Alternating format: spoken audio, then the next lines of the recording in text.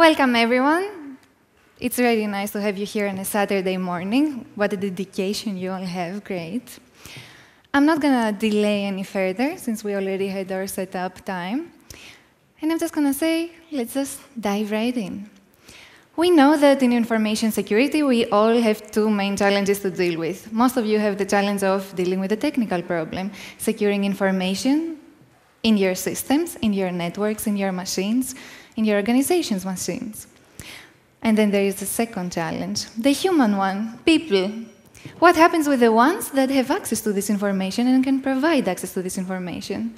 What happens with the ones that know too much? The ones that deal with sensitive and a lot of times expensive information on a day-to-day and can distribute and sell it while they shouldn't. I'm going to start with a story. And therefore, we are going to forget about the fact that we have slides.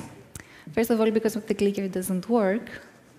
The story is about Gabrielle. Gabrielle was a woman back in the days during the Cold War in Germany, while Germany was divided between two parts, East and West Germany, through the Berlin Wall.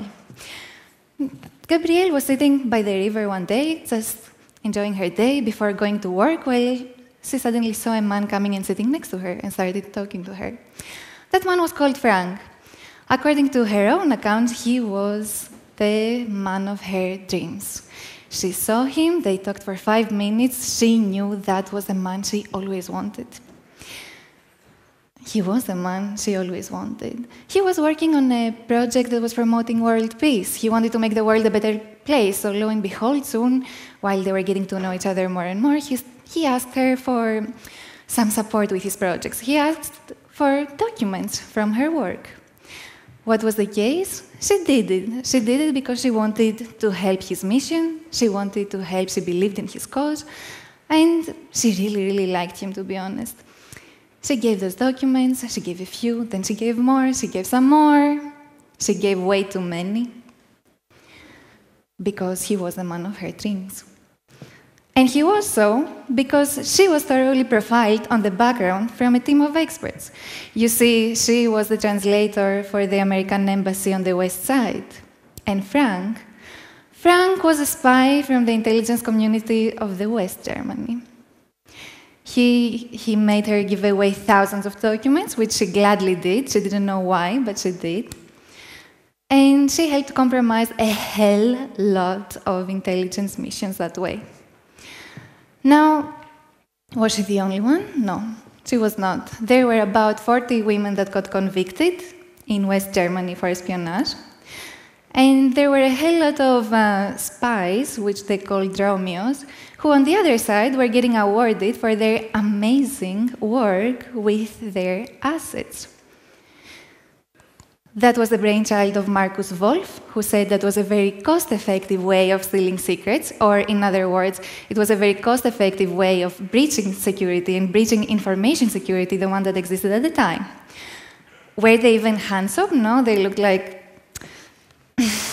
they didn't look all that great, but you know what? They didn't have to, because they cashed on psychology. They cashed on plain human psychology, something that works again and again and again. And although this is a very old story, this continues to happen today with different means. Now, you might make the little connection that here we talk about profiling and social media. So this is a more modern way. We now have more assets to use. And in Wolf's words, he said that the ends did not always justify the means we chose to employ, of course. And he also said that as long as there is espionage, corporate espionage as we have it today, there will be Romeos seducing unsuspected Juliets with access to secrets. After all, I was running an intelligence service and not a lonely hearts club. Do you think it is any different today? Do you think that now that people need access to systems and information, and they know that technology is hard to get, do you think they're not going to exploit the good old vulnerabilities that exist in humans, that work consistently, and they work successfully? They do. But who am I to talk about all that? I am a psychologist, and I am a social engineer as well. In fact, I have been in this line of business and in InfoSec since I can practically remember myself because of my father, who is a cybersecurity expert as well, and he got me involved into projects and into things since I was really, really young, and I was also really, really curious. So I was finding more and more with him and through him, and I ended up working in the field. Today I am a trainer and consultant, and I am also a speaker in Europe, US, and Asia. It's surprising, and you're going to see that the problems are the same all around the world. And I focus on the human element of security. Now, we all know that there are 4 main ways of breaching security. Network breaches, software breaches, physical breaches, or hardware breaches, as you call it, and, of course, what we talk about today and now, the human exploitation. But how important is it really? Well, we were already warned about it from DARPA 2-3 years ago. They put out a project. They said, while we focus the vast majority of security efforts on protecting computers and networks, more than 80% of cyber attacks and over 70% of those from nation states are initiated by exploiting humans rather than computer and net security flaws. That was 2017. What about today? NISA came out this year, 2019, and did a categorization, a taxonomy practically, in their threat landscape report of 2018. And what did they say? They say that the #1 observed threat that exists today in our cybersecurity landscape is, you guessed it, human exploitation, and not just the phishing emails that everybody knows, and not just phishing emails are a big celebrity out there in terms of what happens, and everybody pays a lot of attention to them. Yes, they work. Yes, they are good. Yes, there is a lot of damage through them, but it's not the only one. And this is what they reported as well. It's the whole spectrum of human exploitation. Emails, phone calls, impersonations, you name it, everything that has to do with breaching security through finding vulnerabilities in humans. And this is also what we talk about. Now, how many of you are familiar with social engineering and how it works by a show of hands? Very nice. So you know that it is not just about all about charm and luck, and it's not all about just having it in you and being socially adept. No, they are very planned, they are very organized, and they have a strategy, always.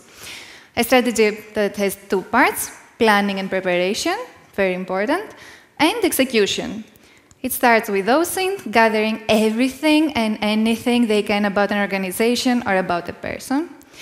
Your deepest, darkest secrets, they are particularly good for that. Targeting and identifying who would be a good target, who would yield the best ROI, the best return for their efforts, and who would yield the lowest risk of detection.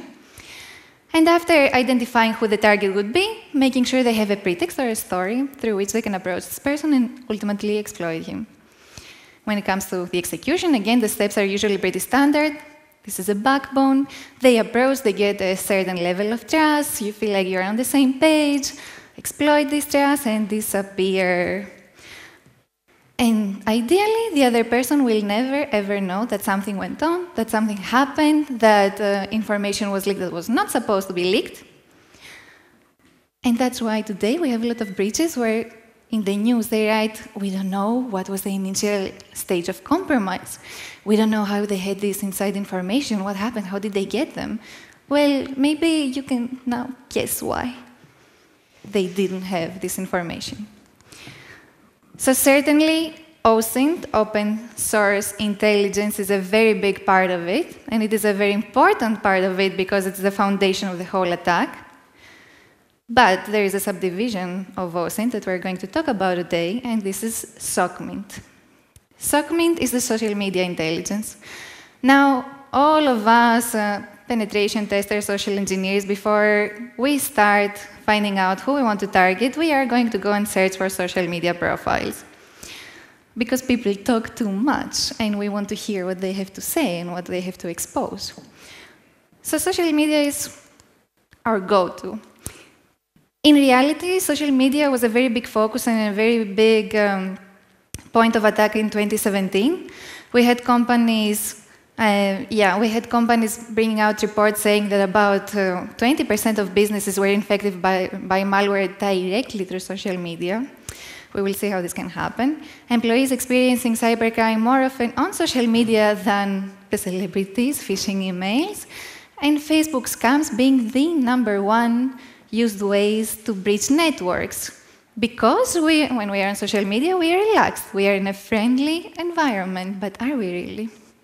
Depends. How many of you have people on social media that you don't really know? Nobody wants to say. As always. Social media is still utilized today. Why? Because we see it as platforms for sharing and staying updated with friends, but attackers see it as a very, very nice, fertile ground to gather information and targets. They use what they find in order to get a better direction about how they are going to approach you, really. Their approach will depend on how much you say, who you are as a person, what moves you, what are your interests in life, because they need to be able to hook you somehow, and then their creativity. And this is why we have a lot of different types of attacks as well, because they don't depend on something standard, they depend on who you are when they are tailored. We talked about the Romeos and what happened back then. I told you that this is something that still happens today in different ways. And when you have specific, tailored, targeted attacks, most of the times there is a nation state behind them because that takes time and that takes a lot of investment to get done. So, and of course, when you have somebody getting compromised on an emotional level, there is no evidence left behind that are as hard as what happens with digital forensics. And nobody wants to report it, so there are barely ever any reports on social media. While a lot of things happen on that domain, nobody wants to report them, they hide it. But there was one case that was reported, and that was the study case of Mia Ash. And that's because she was an APT. And she was very persistent. She hit a lot of organizations and a lot of specific people. Now, Mia Ash was the result of a threat actor called Cobalt Gypsy. She targeted the critical infrastructure in the Middle East and North Africa, and mainly government, defense, oil, financial services, telecommunications, things that belong to the critical infrastructure. Now, Mia Ash was not exactly what they wanted to do from the very beginning. She was Plan B. Plan A was large-scale phishing attacks, delivering a poopy rat, a remote access tool. But that didn't really work very well. They didn't pan out the way they wanted, so they decided to do a more tailored approach. They created these accounts on LinkedIn and pretty much all social media of Mia Ash, a very beautiful young lady that had a lot of interests in life and wanted to share them with others. And they decided to target people. But I'm going to cut this story in half. Keep it in the back of your heads. We will return to it and kind of talk about how this all really works out in the end. What happens in your social media accounts. So you have two possible case scenarios. You might search in the social media accounts and find these quick opportunistic attacks.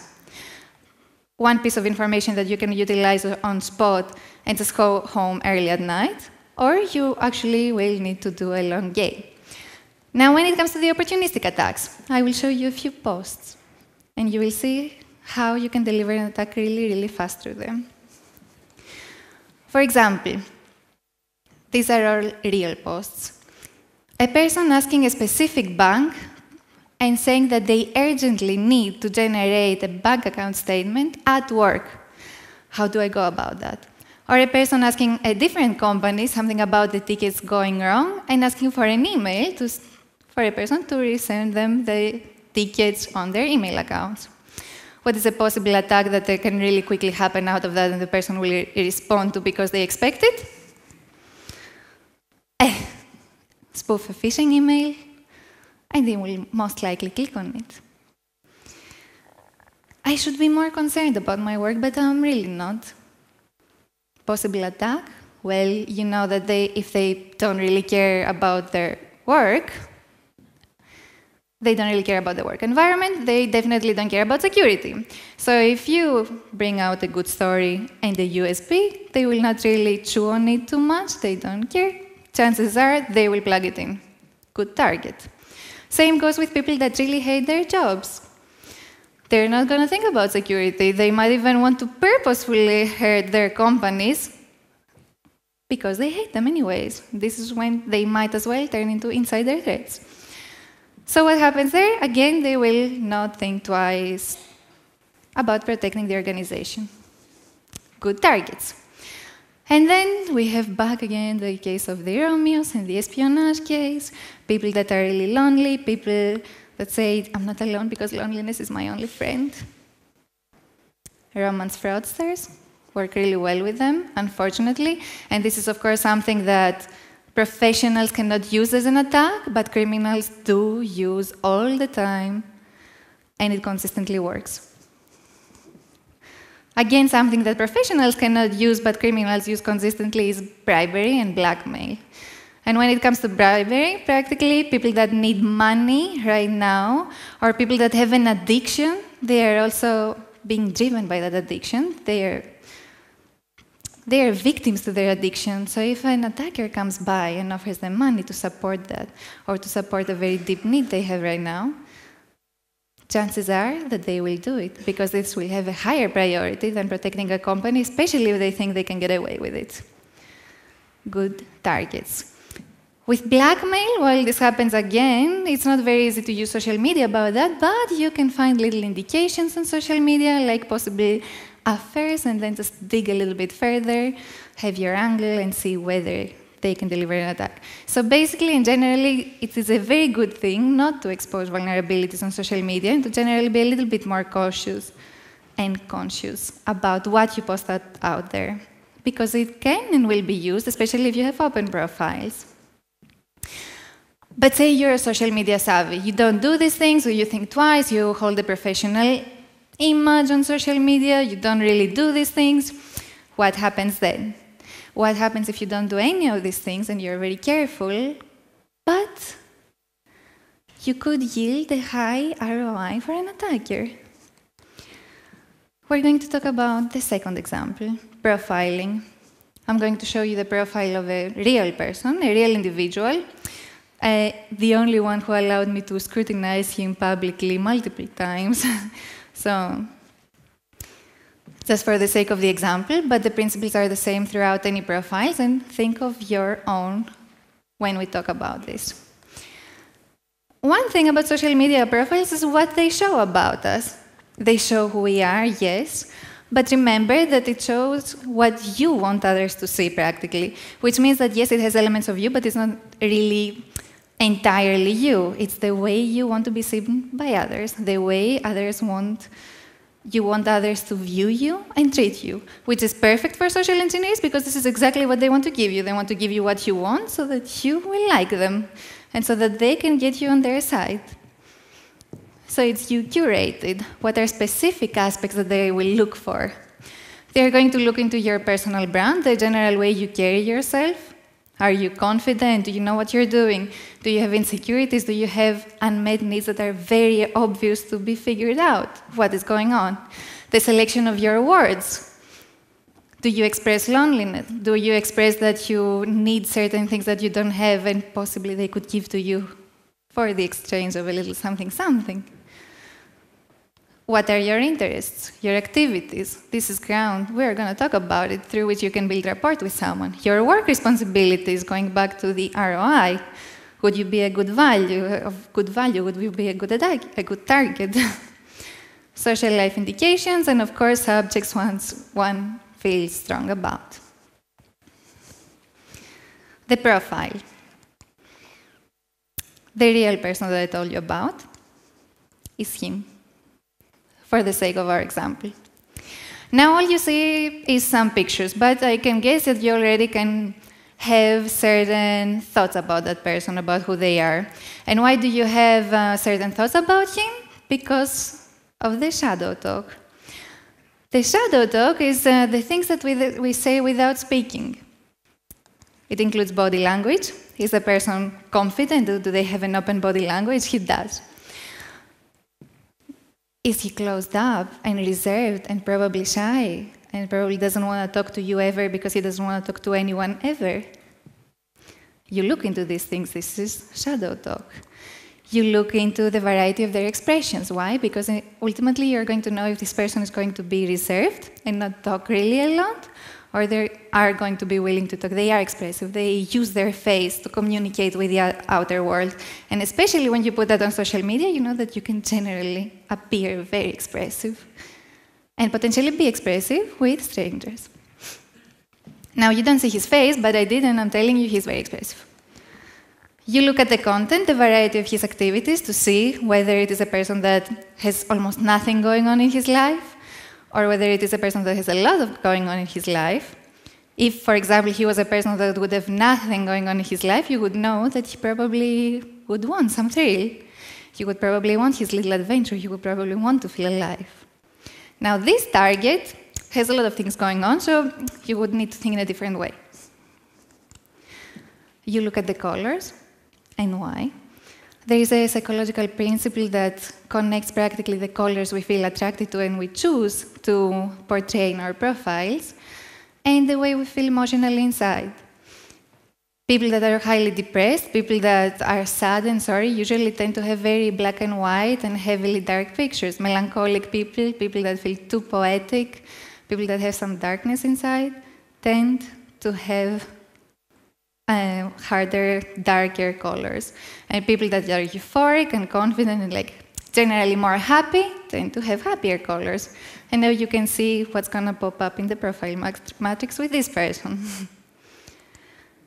Locations, again, as we said before, does he walk around? Does he stay at home? Does he have an interesting life? You look into these things, and you look into other people. Are there others? How many? Are there different people? Does he stick with one specific group, or is he willing to get to know others and get out of his comfort zone? This was just information. You need to categorize it, so that you can analyze it. So we have the profiling matrix. The profiling matrix has 4 columns. The personality traits somebody has that portray through their social media. Interests, wants, because we all want to act towards our best interest, and their vulnerabilities, if they are there. And you look into the 3 domains of everybody's lives: our self-image, our social life, and our work life. These are the 3 main categories of what's going on in our life. And as we said before, he looks pretty confident, he looks pretty expressive, his facial expressions. He definitely appears to have an interest in fitness. He definitely appears to have an interest in traveling and being very alive and active. And he's into social events and events with other people. So you put that all in. But these, so far, are just assumptions. You need to strengthen these assumptions so that you can better rely on them. So by now, you just have assumptions. You look further. You look into the words he uses. You look into patterns. And you look into the way he expresses himself. Now, the way he expresses himself, because this is also a little bit of a marketing profile, he is a gym manager with access to a lot of records of CEOs and high-profile individuals. Keep that in the back of your heads, because a lot of attacks work by proxy. His quote, however, a little cheesy. It's not my fault, sorry. Sorry in advance. He writes, "Hustle to make your dreams your reality. Life is a game played to win. And let your hustle be louder than your words." I have already collected similar themes. What does that tell you about the personality? It tells you that he's ambitious. Is this ambition coming out? Is it working? He writes, "Don't decrease the goal, increase the effort." He talks about a goal he once put in life and he made it happen. And actually, he talks many times about goals that he actually made happen, that he succeeded upon. So you also understand that he is determined. You keep it in the back of your head, you're going to fill it in later. You look further. They care about income, I care about impact, and lifting humans has always been more fun than lifting weights, in the similar thing of this whole fitness interest. And you understand that he wants to be influential as well. He wants to have an impact on people. He cares about people. He wants a connection. And this is also very nice now for social engineers, and it matters very much on whether you will approach him and how. He says, what is life without a little risk? Make your life an adventure. And again, he talks about adventure, which means that he's relatively willing to step out of his comfort zone and to do things he wouldn't have done otherwise, or hasn't done before. And this is important for you to know, because people that are very conservative are generally going to be harder targets because they will be scared to step out of their comfort zone. When somebody is being socially engineered, it practically requires you to do something you wouldn't otherwise do. So you need someone that is willing to take risks and do stuff for you. So the fact that he's adventurous is suddenly really, really useful. And then the fact that he's also an extrovert, and especially the parts where he says, making new friends should be part of every day and trip, and the best. Today, as I'm having a breakfast, I start chatting with a random guy next to me. And now you know, as you knew already before you suspected, that he is an extrovert, and that if you approach him, you can engage him. If you can approach him the right way, you can probably go really far with it. You put it all in the matrix. You strengthen the assumptions you had before. Now you know he's an extrovert, you know you can approach him, you know he cares about people and engaging with them and having an impact on them. You know he wants to advance, so this is a motivating factor. If you give him an incentive that helps him advance, as a threat actor, you could have him. And you know he wants recognition and admiration and all these things. And that he will talk with you. But you don't know anything about his vulnerabilities or his professional life. What do? Okay, of course, there is LinkedIn. You can do a Google search, but to understand how far this can go, you can practically connect the points you had before and make deductions. How many of you would think that a person like him would be a back office type of person? I don't see any hand, and you are correct. He would never be a back office type of person. He would always and forever want to be in the front line, and he would want to have contact with the customers, which is very good for you. You know nothing about his vulnerabilities, but there is again a general psychological principle that says that if we pursue one goal with all our strength and with all our heart, it means that at the same time, we try to avoid, by all means, its opposite. So you take his wants and you reverse them. What this person would really hate to be is ineffective. What this person would really hate to be is to be perceived as a failure. He would hate to be uninteresting. If you were to step at him and tell him, look, I have shared with you all these things, we had this whole conversation, but man, you haven't taught me anything, so this has been pretty boring for me. Sorry to tell you that.